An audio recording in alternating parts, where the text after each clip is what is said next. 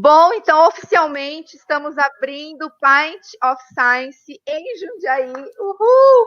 Olha aqui o cenário aqui atrás. Aqui assim, aqui o cenário. Um brinde à ciência. Vamos todos fazer um brinde à ciência. Eu estou com a Tainã, que está me ajudando, pacas, do programa Francamente. Olha, Gil! A Gil não peguei meu brinde real, peguei esse aqui agora. Mais tarde a gente brinda. Tatiana Henrique, que está com a gente desde o início, com a maior paciência do mundo. Tati, eu não te respondi pelo WhatsApp, tentando resolver os problemas técnicos, mas seja bem-vinda. A Tati sempre acompanha as lives. Tati, um beijo para você que está aqui com a gente. Bom, hoje é o Pint of Milk, nós estamos pela o Pint of Science esse ano. Ele está simultaneamente em 29 países e em 73 cidades no Brasil, e Jundiaí está entre as cidades. Boa noite a todos, bem-vindos ao Pint of Milk, esse primeiro dia do Pint of Science, mais que necessário, né? O levante é sobre o investimento na educação, sobre a divulgação científica, e mais do que nunca esse evento é necessário, né? Levanta aí uma oportunidade para os cientistas, para os pesquisadores encontrarem a população, ainda que seja virtualmente, e a gente fazer essa prestação de serviço à comunidade, né? Tamo junto. Boa noite, parceiras, parceiros, boa noite, Jundiaí, boa noite, Brasil e mundo. O bom da gente poder fazer online é que a gente vai acessar muita gente que a gente não acessaria se estivéssemos realmente na mesa de um bar. Não que eu não queira, em breve estaremos, né? Todas e todos juntos, fazendo ciência na mesa do bar. Mas o bom é que agora a gente está aqui e consegue falar com muito mais pessoas por todos os espaços. Muito, muito, muito prazer estar com vocês. Gisele, maravilhosa. Tainã, minha parceira de tanto tempo. Tupi, um prazer estar com você aqui. E acho que eu já vou passar a bola para vocês, para a gente não ficar prolongando muito, que o pessoal está aqui e não é para me ouvir hoje. A gente vai conversando ao longo da semana. Olha só, essa dificuldade com tecnologia entrega mais ou menos nossa idade, não é mesmo? Pois é, quando um entra, o outro cai, e assim a gente vai dizendo de qual é a nossa década, né? Acho que o Tupi não vai assinar isso com a gente, porque o cara é fera em tecnologia, né? Mas as falhas técnicas a gente assume, viu, Tupi? Então é isso, eu estou preparado. Na hora que aparecer na tela, eu posso começar. Então tá bom, só vou fazer uns agradecimentos aqui, que a Gi pediu para eu tocar. A Gi está online em algum lugar que a gente não consegue ouvi-la, enxergá-la, mas agradecer à APEP, Associação dos Professores de Escolas Públicas, que cedeu o canal para a transmissão do festival. Gente, ó, lembrando que você que está acompanhando, não se esquece de se inscrever no canal, deixar um likezinho e acompanhar toda a programação. Também a Sinergia Orgânicos, Federação Paulista de Capoeira, o programa Francamente, que é o meu programa, sintoniza lá na Rádio Difusora, também se inscreve no YouTube, no Spotify, em todos os lugares. Move 8 Produções, CAIS Jundiaí, que é o Centro de Apoio e Inclusão Social de Travestis Transsexuais de Jundiaí Região, Rede Valentes e Grupo Arvani Fotos. Também um agradecimento especial à família da Gil, que fez o cenário aí pra gente. Agradecimento às camisetas. Com balões. Cátia hoje... Leite, arte com balões, maravilhosa. Muito bem, graças a esses parceiros o evento está acontecendo, não do jeito que a gente queria, sentadinho lá na mesa do bar, trocando uma ideia, mas é o que temos para hoje e a ciência não pode esperar, né? Hoje, nessa palestra inaugural, nessa conversa inaugural, Francisco Tupi, que eu já tive o prazer de entrevistá-lo, inclusive, foi uma aula, ele aí que vem com o Pint of Milk, estreando essa semana aí de ciência, de conversas sobre trabalhos científicos, e ele vem com um papo muito legal, onde que os super-heróis se relacionam aí com pesquisa científica, com estudos, e ele vai contar tudo isso para a gente hoje. Bem-vindo, Francisco Tupi, ele que está com a sua caneca do Capitão América, se bem conseguir enxergar, muito bem, é a caneca de super-herói, colocou capa, porque aqui tem que ter capa, tá com a cueca por cima da calça, porque é uma coisa de super-herói também. Bem-vindo, Francisco Tupi, bem-vindo ao Pint of Milk 2020. Responsa em começar esse projeto. Então, primeiramente, obrigado ao convite da GI, a organização que a gente teve, a gente que acompanha aqui os bastidores, viu toda a equipe, né, a Gil, a Tainã, todo mundo, desculpa não lembrar o nome de todo mundo. De fato, hoje é um evento muito significativo, né, o Pint of Milk, o Pint of Science. Sempre via amigos como Alice Cunha, talvez dos principais nomes de cientista brasileira da parte nuclear, mas a hora que veio o Milk, eu nem sabia e fui convidado e estou super feliz de podermos estar aqui falando de ciências com super-heróis, né? E é isso aí. Então, o Pint of Milk é todo seu. Muito obrigado. Pessoal, a ideia da palestra hoje foi uma brincadeira, né? Porque a imaginação, a criatividade também é uma forma de se fazer pesquisa, né? A gente cresce, a gente imagina, a gente tem sonho, a gente inventa as soluções mais malucas possíveis, né? E é engraçado que, felizmente, cada vez mais as escolas, né, as faculdades, o próprio MIT, né, pensam como que as coisas podem ficar mais leves, né? Aparentemente, né, eu fiz aqui uma brincadeira, uma tela no Minecraft, justamente para chamar a nossa atenção, né? Isso aqui foi programado com um robozinho, às vezes ele aparece, às vezes ele fica cansado, então a ideia aqui foi falar, sejam todos, né, todas bem-vindos e bem-vindas ao evento, né? Isso aqui foi feito logo hoje, em vez de fazer uma apresentação normal, vamos fazer uma apresentação animada, né? Uma apresentação que se valha da tecnologia, do modo que a gente tem, né? O assunto já é muito legal, contudo, né? A gente pode inovar sempre, né? Então tá aqui o Pint of Milk com o efeito borboleta ali atrás, ó, fez até sol. E aí eu criei um laboratório, uma jornada, para a gente poder falar um pouquinho do tema de hoje, né? Então, a gente tem alguns cientistas que vão receber a gente. E a ideia aqui não é outra senão falarmos de ciência, né? Essa jornada científica, a gente tem uma noção sempre que é tudo muito dissociado. De um lado, a gente tem a ciência, de um lado, a gente tem a escola, de um lado, a gente tem o que é legal, e do outro lado, aquilo que não é legal.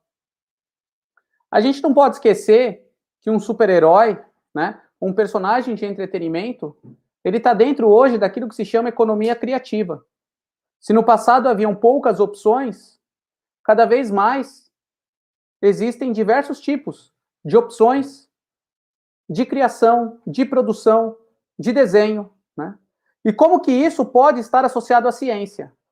Às vezes as pessoas veem um tema como esse e falam, nossa, hoje pode tudo. Na verdade, sempre pôde por quem soube identificar o papel da ciência, né? O que a gente tem hoje chamado Comic Con surge no passado de eventos promovidos pelo próprio governo dos Estados Unidos e também de entidades que sempre buscavam ter como objetivo a popularização da ciência e do conhecimento, né? Então, basicamente, a gente vai falar aqui um pouquinho sobre pesquisa com super-heróis, com ciências, filmes e quadrinhos. A gente pode fazer ciência com isso, né? Quantas vezes algumas pessoas vêm me procurar e falam, né, poxa, eu queria tanto fazer um TCC de jogo, eu queria tanto fazer um TCC sobre um herói e o meu orientador disse que não tinha material, né? Então, a ideia aqui, a gente vai falar de ciência de uma forma geral, né? Toda ciência, toda forma de se fazer ciência, principalmente a gente na escola, como professor orientando uma criança, né?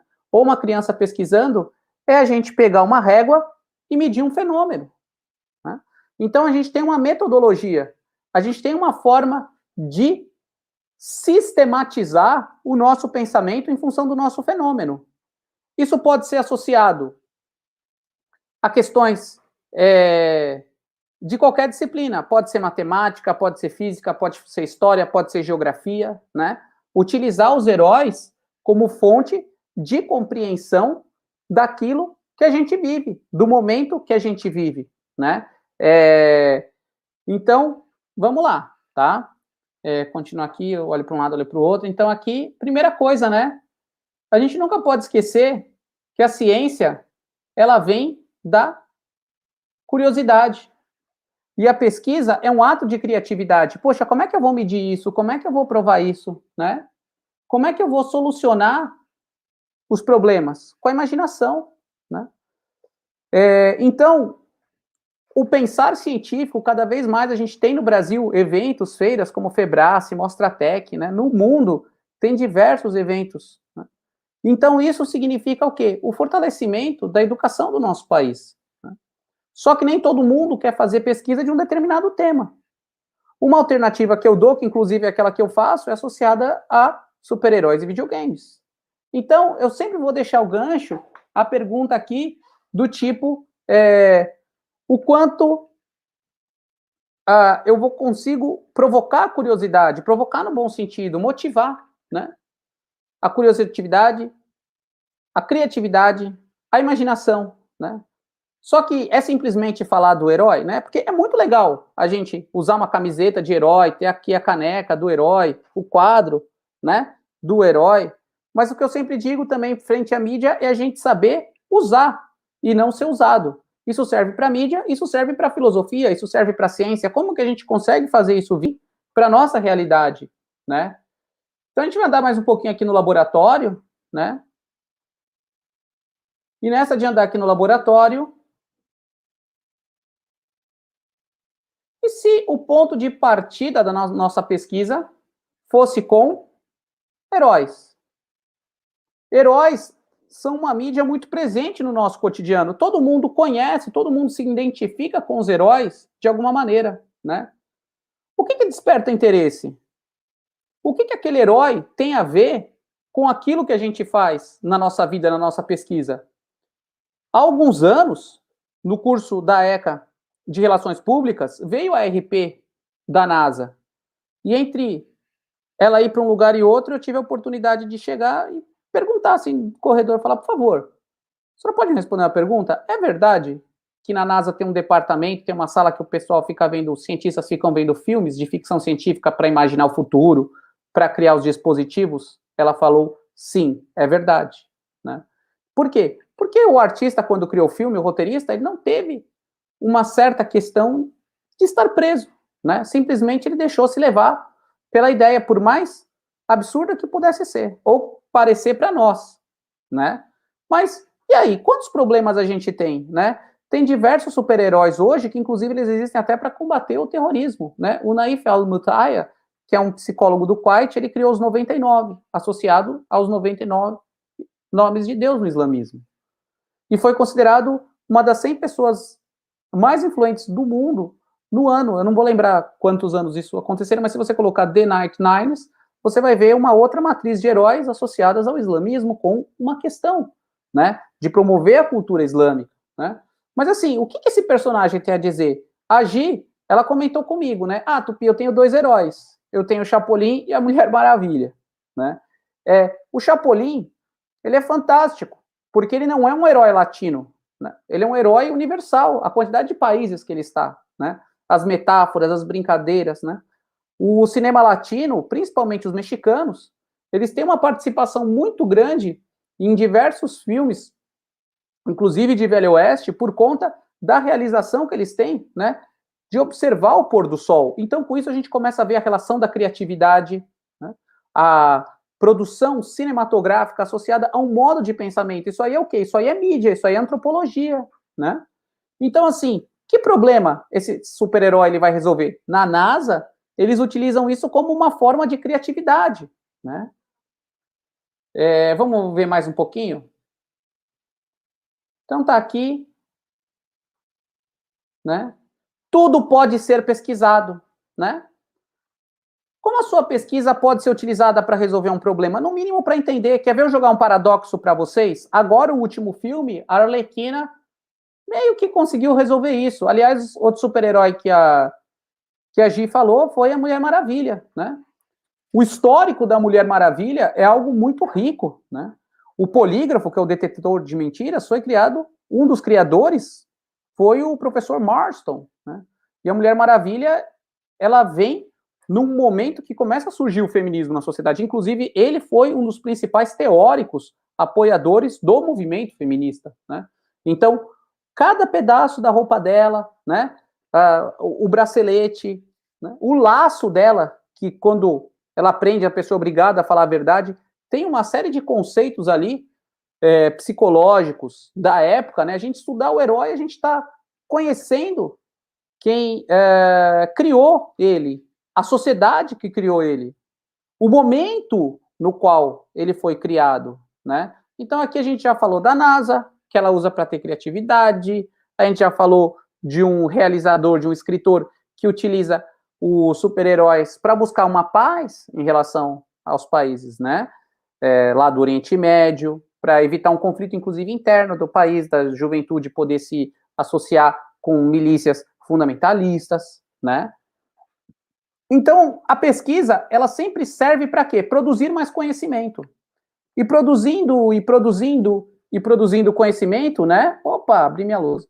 E produzindo mais conhecimento, o que vai acontecer? Cada vez mais,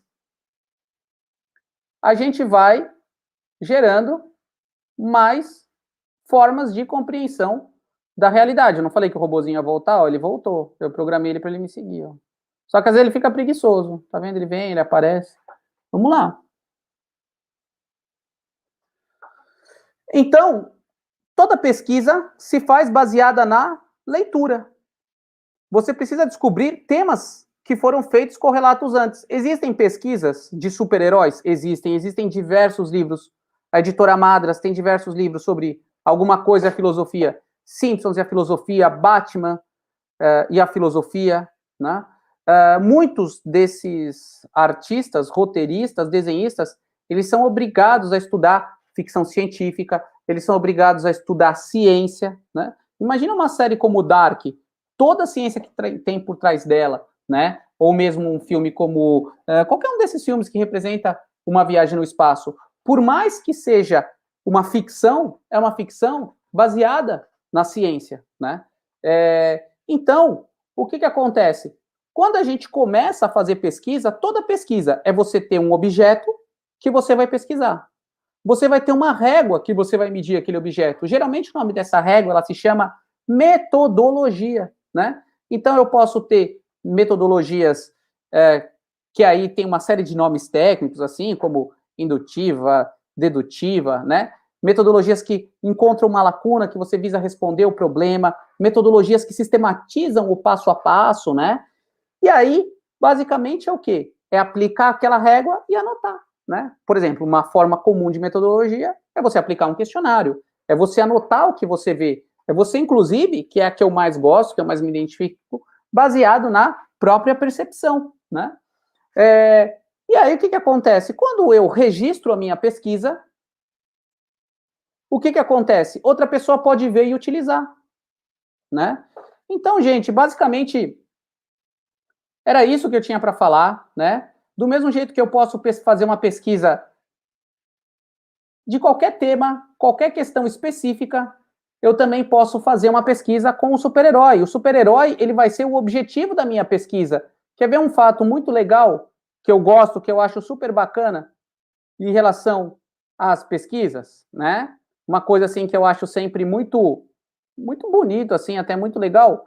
Como que os super-heróis, lentamente, eles entraram na nossa vida e eles ficaram, né? Então, por exemplo, quando a gente começa a falar sobre o super-herói, a gente tem os pulps, né? Primeiro a gente tem a mitologia no passado, mas a gente tem os pulps. O que eram os pulps? Os pulps eram quadrinhos, eram histórias feitas com a pior parte da polpa da madeira, né? E aí, inclusive, teve a crise de 29 e era muito barato, porque, inclusive, com isso podia fazer... As revistas faliram, né? O próprio formato de tirinha vem de bancos que faliram, que tinha o talão de cheque, né? E olha só, com um parágrafo aqui a gente vai revisar a história inteira, ou próxima, né? Recente da humanidade. Então, 29, Pulps, os heróis, Dick Tracy, Tarzan, né? Segunda Guerra Mundial. Aí quem que Segunda Guerra Mundial? Thor não, Thor anos 60. Capitão América, né? O próprio Super-Homem, o Shazam. Quem que era o grande inimigo? O Hitler. Aí os heróis somem. Aí eles voltam, né? A gente também tem aquela onda dos heróis nos anos 80, a violência urbana de Nova York. Aí os heróis não são mais, como que eu vou dizer, deuses míticos, né? Apolos. Eles eram vigilantes urbanos, tá aí, é Luke Cage, Demolidor, né? O próprio Batman. E aí os heróis somem. E voltam quando? 11 de setembro, né? Então, a ideia é sempre a seguinte, né? Oh, o sol está nascendo para a ciência aqui. Então, o que acontece? Dessa mesma razão, a gente tem uma série de questões que, se a gente passar uma lupa, né, a gente vai conseguir observar. Eu estava falando da Arlequina, antes de falar da Mulher Maravilha. A Arlequina, ela representava tudo aquilo que ela não era, né? E agora o filme tentou consertar isso, né? A própria relação das imagens, né? Antigamente a gente tinha as jornadas dos heróis, agora está vindo as jornadas dos vilões. Por que estão se voltando para os vilões? No mínimo porque as histórias elas precisam ser contadas de uma outra forma, né?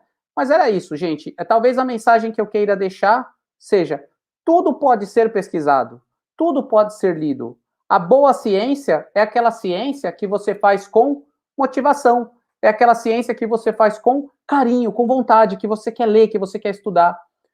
Eu gosto muito do tema, é difícil de eu parar, mas eu vou parar agora. Mas a questão é a seguinte, tem um filme muito legal, que não é de super-herói, pode ser considerado um herói ou um anti-herói, que é o Modigliani. E aí mostra lá eles pintando, né? O Modigliani, o Picasso. E aí tem uma hora que, quando termina a tela, eles vão e quebram o pincel. Para mim é muito difícil eu quebrar o pincel, eu parar de escrever uma coisa que eu gosto. Mas eu entendo também que quando eu paro, começa a ter um outro assunto, uma outra coisa legal que eu gosto. Então a mensagem é essa, é agradecer, dar os parabéns para a Gi, para toda a organização, né? Muito feliz de poder falar de ciência, de divulgação científica, com um assunto que eu gosto, que foi um assunto que sempre me motivou, né? E aqui, ó, inclusive tem o meu eu virtual, já a gente fazendo os prenúncios, né? Quem disse que a gente não ia estar próximo em presença de um corpo virtual, tá bom? Gente, um brinde aí com meu Nescau, com meu leite, ó. Valeu. Só aí, Gi. Me ouvem? Sim! Tá, não, eu tô dizendo que é uma delícia ouvir o Tupi, porque ele é uma biblioteca ambulante, ele nos ensina pra caramba. E eu tô amando esse Pint of Milk aí na telinha, com esse bonequinho seguindo a gente. Depois eu vou ver se eu consigo fazer um para mim. O Tupi me ensina. Eu parei no telejogo. O máximo de avatar que eu teria é um risquinho verde, assim, numa tela. Exato. Parei ali. Também quero um avatar desse, igual da Gi. Vou fazer. Eu quero. Isso me chama aquele jogo que virou uma febre uns anos atrás, onde as pessoas saíam para a rua seguindo uns bichinhos, uns avatares, eu não sei como chama. Pokémon Go. Como que é o nome? Esqueci o nome. Pokémon Go. Isso. Era uma febre. Era uma febre. Ó, a Nani linda, maravilhosa. Nani vai estar com a gente na mesa de Mulheres na Ciência, na quinta-feira. A Nani está perguntando. O antagonista Killmonger, não sei como se pronuncia, me perdoe se eu estou falando errado. Tem uma história muito próxima de muitos jovens negros. Como você considera a representatividade dele?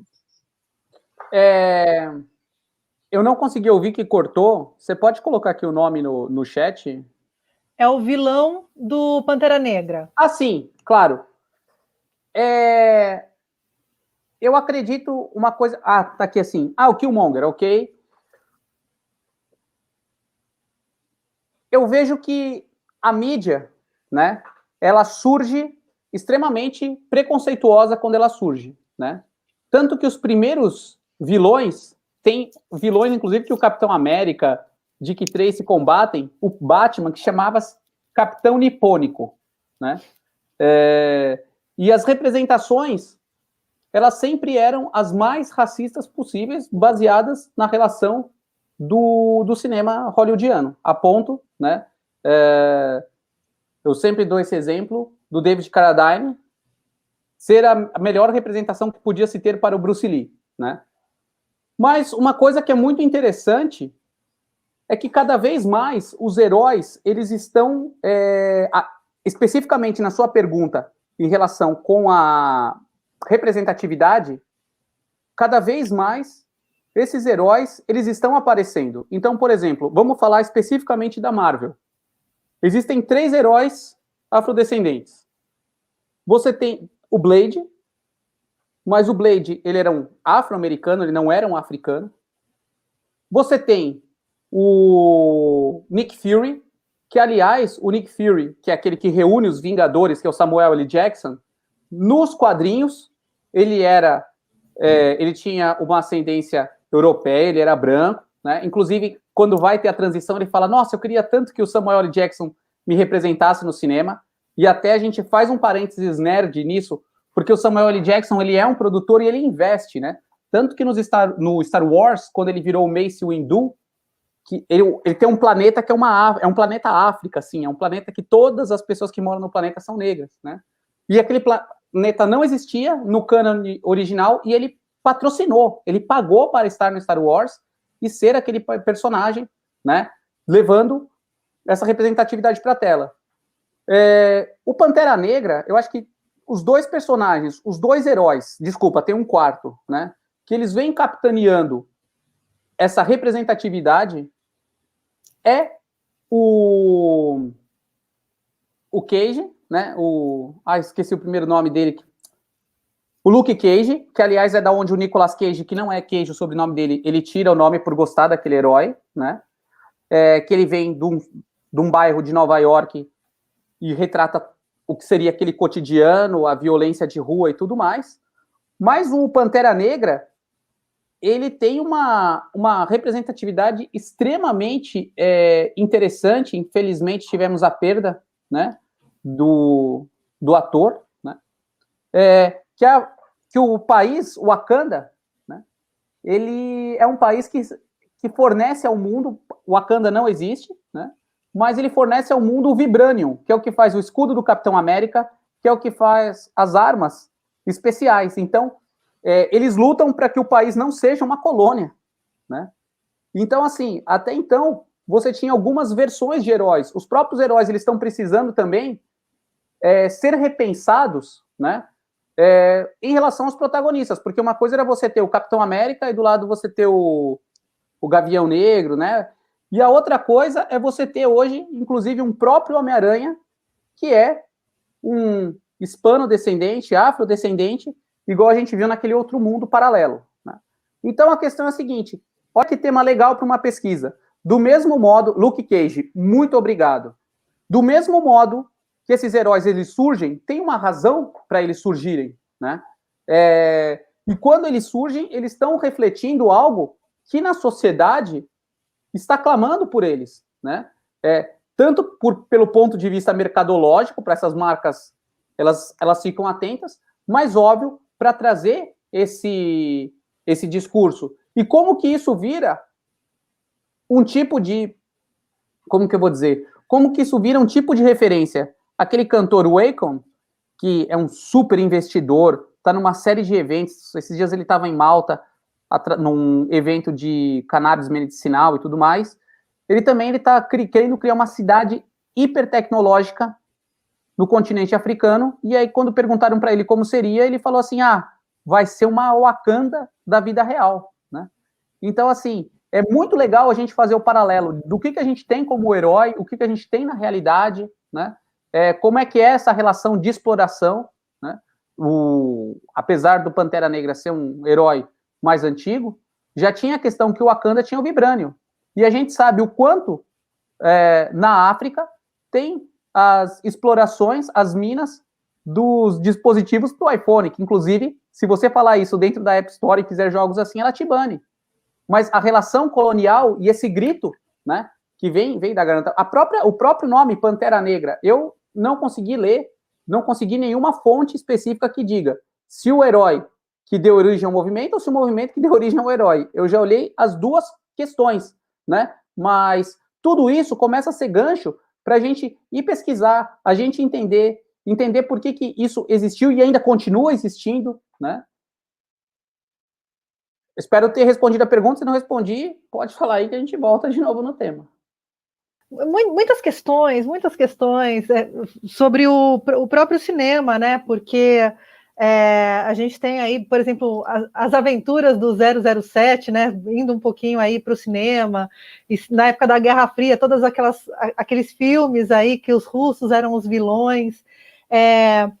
Você acha que esse movimento de abertura, inclusive com os heróis, com o cinema, vem por conta desse mundo globalizado, onde a conversa tem que ser feita, por uma questão mercadológica mesmo, de atingir novos públicos que eu digo de consumo, né?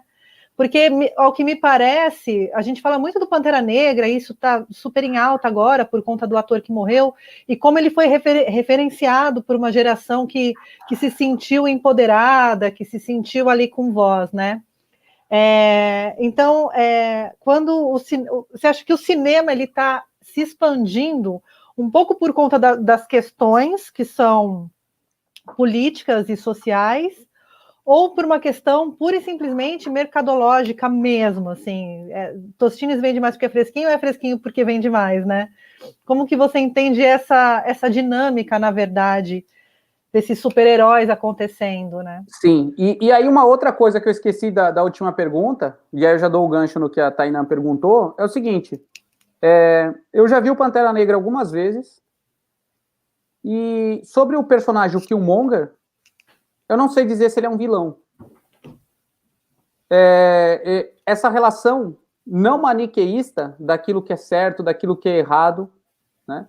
Quer dizer, se é que você pode dizer que é certo ou que é errado, porque ele tem princípios muito bem explicados. Então, eu não diria que ele é um vilão.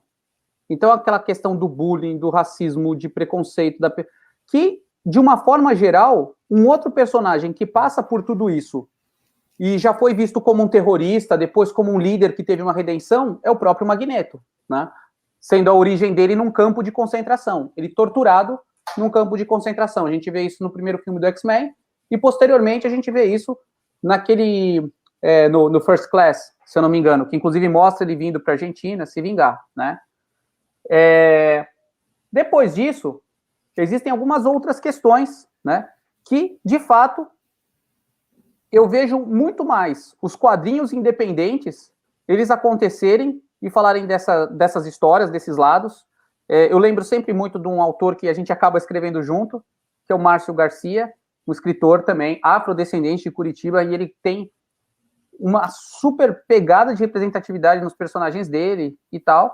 Mas eu lembro muito uma série do Maurício de Souza, uma explicação que o Maurício de Souza, pegando o gancho que a Tainá falou, que assim, que a Turma da Mônica, ela nunca ia trazer uma questão para diálogo, mas quando estivesse havendo uma manifestação, ela ia pegar o cartaz e ia levantar, né? Então, a gente não pode esquecer que tem um mercado E mesmo o mais independente de todos os produtores, ele vai precisar de uma força chamada atenção, seja like, né? Seja uma questão ou outra. A gente não pode esquecer que existem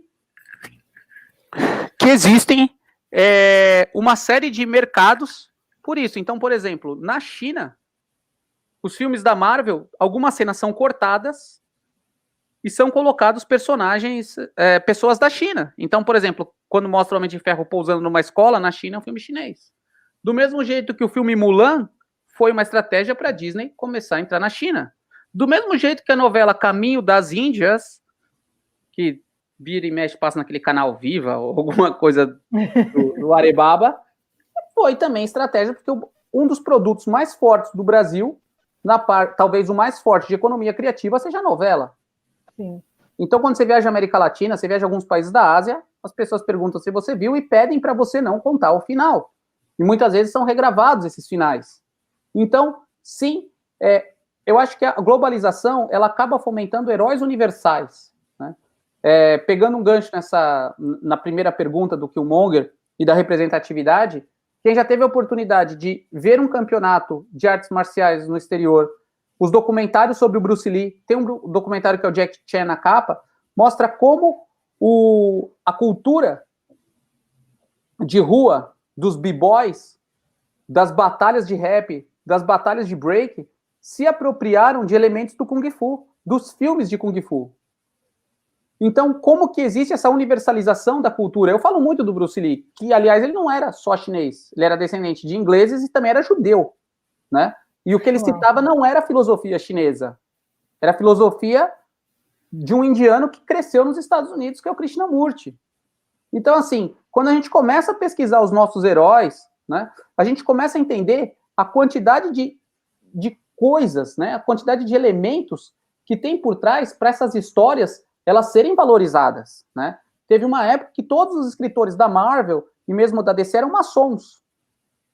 E se você pegar para ver, você vê, tudo tem referência ao número 33, as 33 bases, a loja, como ele cumprimenta a mão da pessoa. Por quê? Porque isso tinha a ver com os nichos e subnichos e as polêmicas e as fofocas que eram para ser geradas, né?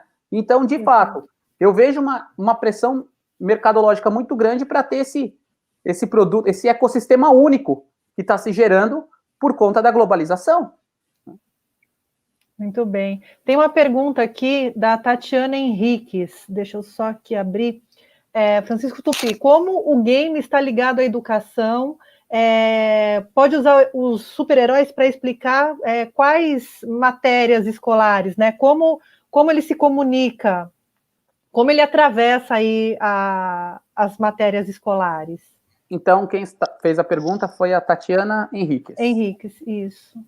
Tatiana, muito legal sua pergunta. A gente não pode esquecer que o Enem, as disciplinas do Enem, elas são alguma coisa e a psicologia, que eu li psicologia aqui, é alguma coisa e suas tecnologias, né? Então, como que de uma série ou de outra, né, você tem cultura geral, né? Então, os heróis, eu sempre vou partir do pressuposto que eles são um exemplo da cultura, né? A relação dos heróis e do videogame, ela vem com que sentido? Toda vez que surge uma nova mídia, essa nova mídia, ela bebe nas mídias anteriores. Então, quando surge o cinema, que era para ser apenas a fotografia em movimento, e a gente lembra do trem entrando, né, o trem sendo projetado e as pessoas correndo, né? O que acontece com isso?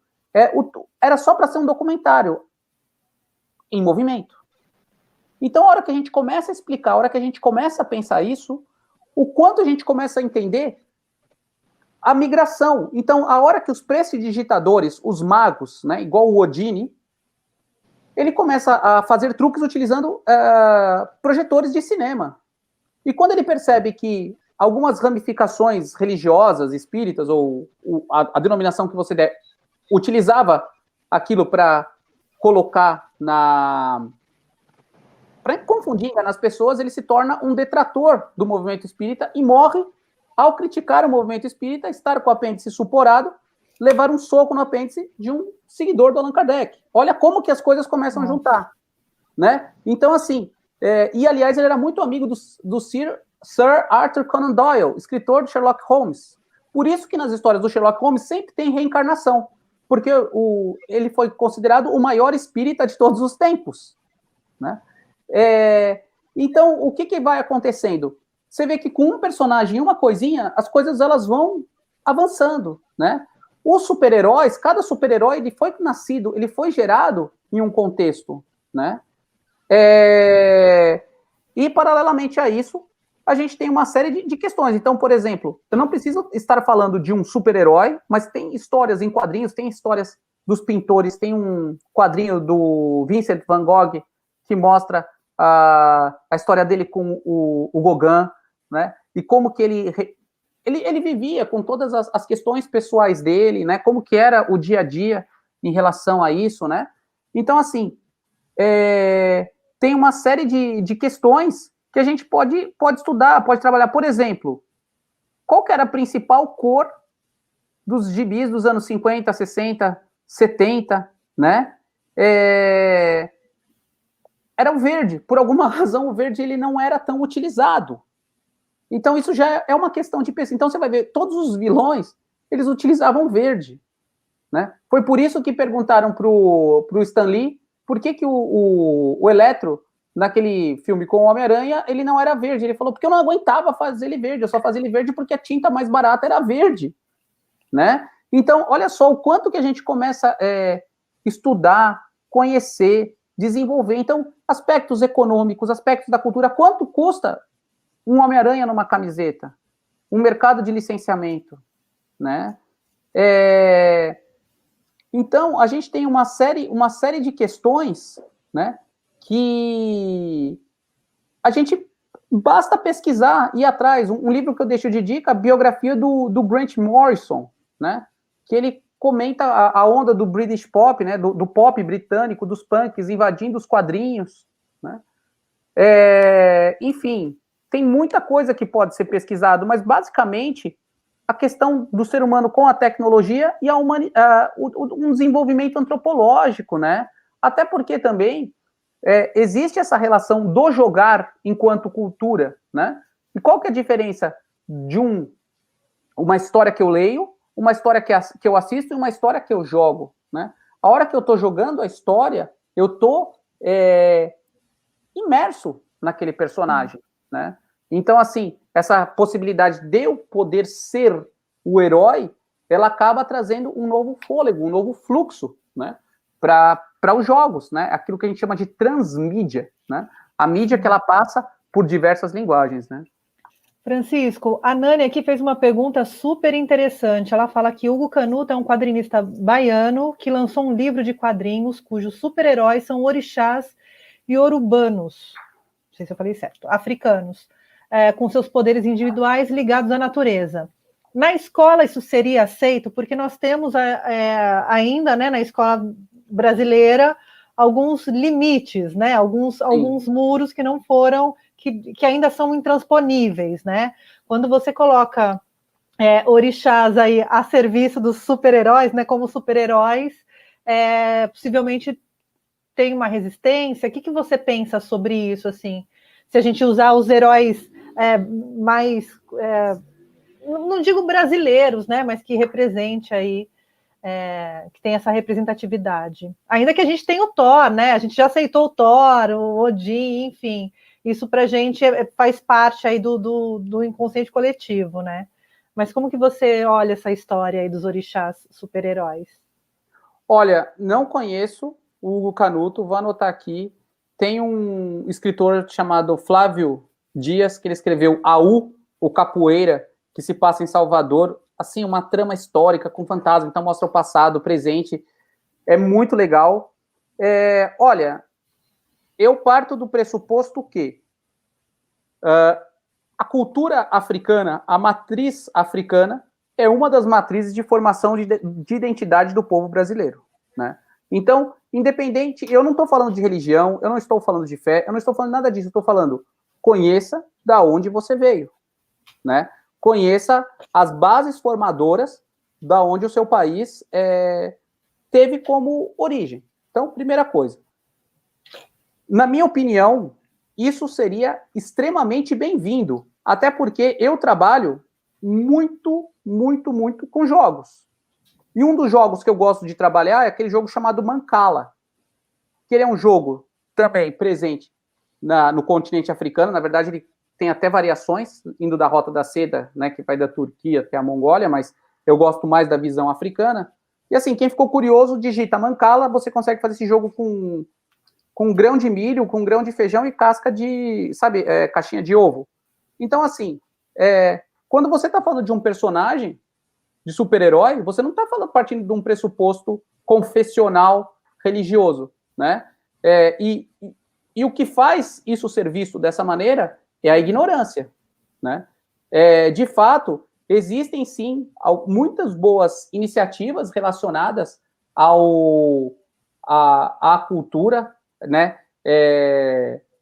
Africana. Agora também estava vendo, tem um criador de quadrinho que ele está associado à cultura da Amazônia, das lendas, né? Eu acho assim um absurdo, não só em relação aos orixás, né? Mas a própria questão da cultura indígena também. Sim. E a cultura sincrética, né? Porque assim, de uns tempos para cá, eu vejo que cada vez mais se fala menos das lendas do Brasil, né? Então, por exemplo, a gente tem o Negrinho do Pastoreio, no Rio Grande do Sul, a gente tem o Chico Rei, né? Então, assim, como que isso vai aos poucos se perdendo, né? E os heróis, os quadrinhos, e cada vez mais com as mídias digitais, né? Com os livros digitais, a gente tem aí Kindle, né? As relações com a própria Amazon, né? E outras formas de expor esses livros que eles favorecem muito, né? Só que aí, respondendo bem a pergunta, esqueci o nome dela, é Giane, desculpa, que fez a pergunta. Nani, eu falo assim, todo dia para trabalhar com videogame na escola é uma batalha. Então, assim, aonde que eu tirei a minha força? Primeiro, profundo conhecimento em pedagogia e filosofia da educação. Conhecimento técnico e científico. E conhecimento da minha área. Então, assim, já aconteceu de pessoas virem falar, mas o videogame causa violência. Eu falei, então tá bom, mostra o livro e a página. Mas não tem ciência. Eu falei, não, tem ciência sim. Tem 3.500.000 artigos no Google Academics, você não leu nenhum e tá falando achismo. Então, assim, eu acho também que a gente tem que ter uma postura de enfrentamento. Porque o Capitão Óbvio é o super-herói dos incautos, sabe? Então assim, e outra coisa, trabalhar com matrizes africanas na cultura, isso está na lei. A gente tem que trabalhar com isso. Então, jogos, mitologia, quadrinhos, nossa, é algo sensacional. É o que eu digo, o Márcio Garcia está com uma história também no forno, saindo, relacionado a mitos africanos. E quando a gente fala mito, a cultura africana, tem os orixás, tem, mas tem tantas outras histórias, tem tantos outros personagens, que a hora que a gente começa a pesquisar, é um mundo à parte, né? Aliás, eu vi um financiamento coletivo num evento que eu fui de games, realidade virtual, realidade aumentada, que os garotos estavam desenvolvendo um game do Lampião. E aí tinha toda a pesquisa sobre não só a história do Lampião, mas as pessoas nem imaginam, né, de toda a pesquisa que acontece para você roteirizar um game, né? A indústria do cinema está toda migrando, inclusive, para a indústria do game, que tem crescido muito, né? É uma discussão muito contemporânea, né? Muito do presente, né? Essa indústria dos games, e não é à toa, né? Porque você precisa criar assim, um universo. Parênteses, se você colocar as duas indústrias, música e cinema, e somar as duas, não chega na metade da indústria do game. Você vê, né? Sim. Tem aqui, ó, a Nani deixou 2 sugestões aqui de leitura, Angola Janga e Cumbi, do quadrinista Marcelo de Salete, ganhador do prêmio Eisner, não sei se é assim que pronuncia, me desculpa se estiver errado. A Cibele Cristina, qual seria o poder do mito e dos super-heróis na educação? Oh, nossa, Cibele, isso aí é a minha jornada de vida. Então, assim, né? Que você falou poder no mito, tem um livro sensacional chamado O Poder do Mito, do Joseph Campbell. O Joseph Campbell, ele tem a jornada do herói, o monomito, que todos os mitos são iguais, tem 12 partes. Na verdade, a gente não pode falar do Joseph Campbell sem falar do Jung, da psicologia, e do Vladimir Prop, da Rússia. Talvez o Joseph Campbell foi uma alternativa para os Estados Unidos, eles terem a referência deles em função desse estudo, né? Mas o que eu quero dizer em função disso? Ela é muito, muito presente, porque a palavra herói, ela remete ao self, ela remete ao eu. Há alguns estudos não comprobatórios que falam que a palavra Horus deriva para a palavra herói. E que a palavra herói está associada ao eu. Então, o herói, ele é a pessoa que busca ser o protagonista da sua vida. E, ao mesmo tempo, você falou de mito e a gente falou de herói, tem uma coisa que dói, assim, né, que não há quem não goste de um herói que, quando escute isso, não fique triste e não reveja a própria vida. Quer falar o quê? O Batman, o Homem-Aranha são excelentes em resolver os problemas dos outros e péssimos em resolver os próprios problemas, né? E na hora que a gente começa a pensar, que a gente começa a conversar, por exemplo, domingo eu dei um checkmate lá na Tainã, quando eu perguntei do herói que ela gostava, o porquê que ela gostava, e aí ela ficou assim, né? E aí agora ela tá me devendo ler o Sandman pra gente voltar a conversar. Mas assim, de certa forma, os heróis, eles refletem muito, não só da nossa época, mas nós mesmos. E no mínimo, assim, e não é um papo, com todo respeito, assim, né, que eu não sou psicólogo, eu vou falar, não é um papo de psicólogo, porque eu não sou um psicólogo. Mas assim, se você me falar que você gosta de um herói X, Y ou Z, eu não vou te julgar por conta disso, mas eu vou utilizar essa ponte para a gente conversar, para eu conversar de você. Não é porque você gosta do Hulk que você é um doidão que quer se pintar de verde e quebrar tudo. Mas alguma coisa, né, você tem a sua leitura daquele personagem, né? Os heróis espaciais, os heróis orientais, né?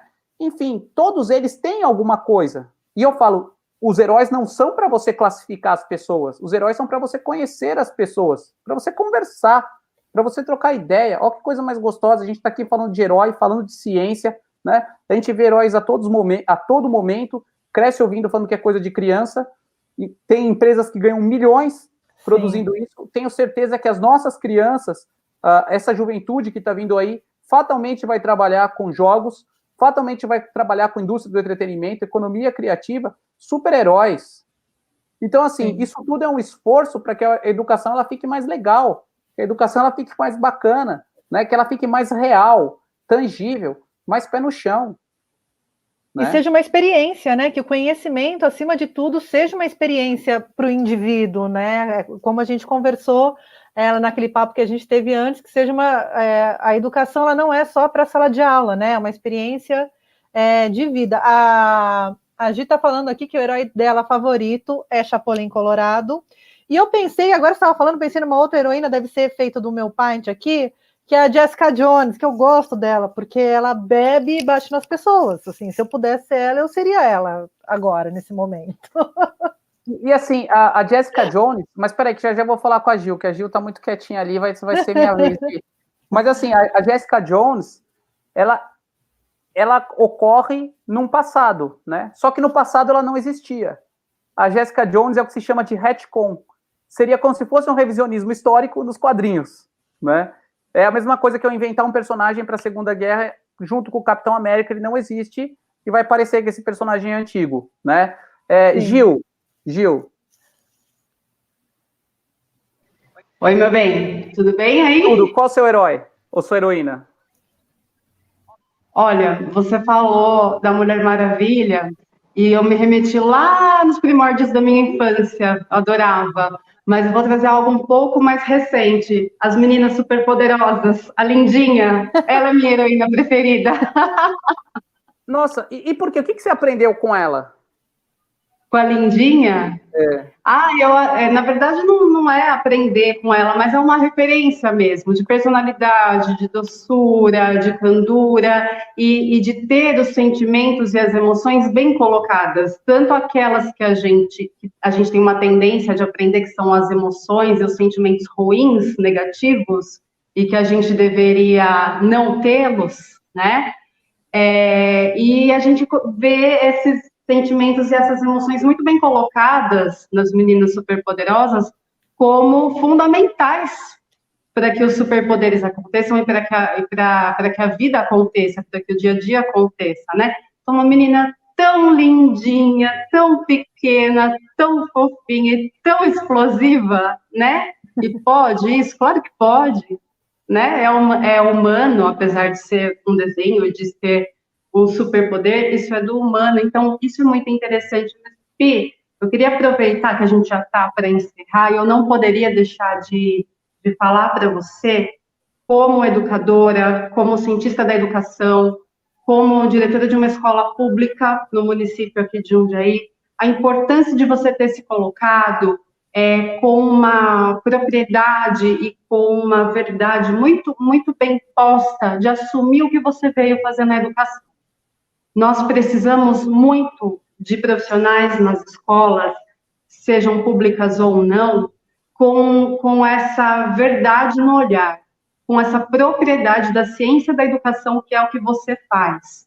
Você traz um conhecimento que não é muito comum de se ver. Você trabalhar com jogos, com games, dentro de uma escola. Posso te dizer que isso não é comum. Na escola pública, muito menos. E não pelo trabalho, especialmente pelo trabalho que você faz, mas pela conduta que você tem. De quando há um enfrentamento, quando há uma negativa, você devolve. Então o que eu estou fazendo não tem sentido, então o que eu estou fazendo você me traz como um viés negativo, me prova, porque o contrário eu tenho para mostrar. Então eu queria te agradecer muito e dizer da importância desse perfil pesquisador, desse perfil de cientista que compete a todos nós, que somos educadores e educadoras, independente do cargo que a gente ocupe, independente de qual sistema estejamos representando. Então, a minha fala, na verdade, é justamente essa. Nós todos que assumimos um papel dentro da educação, precisamos nos lembrar a todo instante do que é ser educador, do que é que a gente vai fazer todos os dias quando a gente levanta para trabalhar. É fazer ciência. Então, eu queria de verdade te agradecer e dizer que foi um prazer te ouvir, de verdade. Realmente, depois de ouvir isso, a gente fica sem fala, né? Eu fiz mestrado, eu fiz doutorado, e não foi para dar aula em faculdade. Foi para estar com molecada. Eu também acho que, por conta igual você falou da Lindinha, acho que todo mundo tem um pouco de Mr. Mr. Jack, Dr. Wright, né? Às vezes eu acho que eu gosto muito do Homem-Aranha por ele ser aquele seu lado científico, mas eu me vejo muito como o Incrível Hulk, assim, sabe? Pode falar o que for, mas eu não consigo tirar isso da hora de ficar bravo mesmo e partir para cima, porque eu acho assim, tem muitas pessoas que não sabem e falam, e uma pessoa que não sabe, ela destrói o trabalho de 10 que sabem. Verdade. Sabe, o peso do mal é muito maior que do bem. Então, às vezes, o que 1000 pessoas fizeram, uma vai lá e destrói. Então, assim... Perdão, pode falar, perdão. Não, eu só ia te dizer que eu concordo com você, isso socialmente tem um peso, o negativo tem um peso muito forte, né? Mas quando há coragem e quando há o fortalecimento interno e também dos nossos pares, de que o que eu vim fazer aqui tem sim embasamento, tem sim propriedade, eu sei o que eu vim fazer aqui, a gente não consegue deixar aquele destruir o trabalho de 10. Mas também a gente, na educação, a gente sofreu muita pancada, a gente sofre muitas pancadas, estamos sofrendo muitas pancadas, não posso deixar de dizer isso. No entanto, precisamos nos fortalecer sem demagogia nenhuma, e lembrar exatamente o que você trouxe na sua fala, né? Então, tem um estudo, cadê o estudo que fala do perigo de se trabalhar os games, né? Porque eu tenho aqui um número gigantesco que diz o contrário. Então, quando você traz para o debate, você convida a pessoa que não conhece o que você faz a te ouvir, de duas uma, ou ela vai te ouvir, ou ela vai ficar quieta e vai embora, né?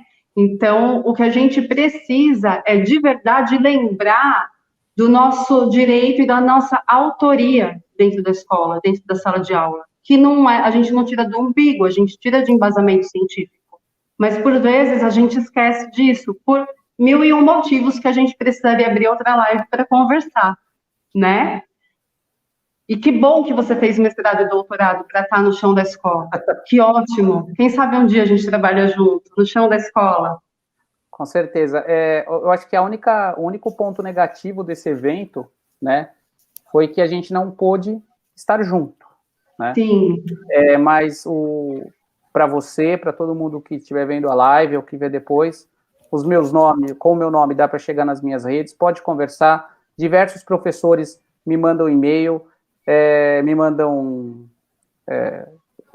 onde eles me encontram, e sempre que eu tiver uma referência, tiver uma coisa ou outra, eu vou enviar, eu vou conversar. Eu acho que conhecimento é uma energia, precisa estar em movimento, né? E é isso. Eu te faço um grande convite, venha participar das próximas rodadas que vão acontecer aqui no Paint. Eu acho que vai ter bastante coisa para a gente trocar, mesmo que virtualmente, e em breve, por favor, né? Vamos fazer uma mesa real de conversa. Com tá certeza. Bom? Tá ótimo. É isso, Bom, gente. É isso. Acho que tem que encerrar, né, Tá? Temos que encerrar aqui. A Gi tá chorando, emocionada. A Gi tá chorando. Gente, eu descobri que Rose Gouveia, ela é uma nerd ali escondidinha naquela advogada militante. Gente, que doideira, né? A gente vai... O papo de nerd sempre entrega alguém, né? As amigas que eu conheço há bastante tempo aqui, falando dos heróis. Enfim, a Nani falou que ela ama o Wolverine, a Cibele que ama o He-Man. Olha só que legal, né? Mulherada participando, né? O mundo geek que, a princípio, quando a gente pensa, parece um universo tão masculino, né? E hoje aqui as mulheres comentando, as mulheres falando aí dos seus super-heróis. E é isso, gente, ó, acho que está na hora de encerrar aqui. Gi, acho que não volta, porque ela estava se debulhando em lágrimas. Depois da fala da Gil também, como educadora é muito importante aí, essa fala como educadora, que isso se propague e que a gente tenha bons encontros, tal qual esse de hoje, né? Aí nesses dias de Paint. Obrigada, Francisco. Obrigada mesmo. Obrigada, Gil. Obrigada, Tainá. Gi. Obrigada, Francisco. Gi, uma salva de palmas para ela. Guerreirona, nossa heroína, né? A heroína do Paint Jundiaí. Saúde! Caixa Varela também, que estava aqui no off.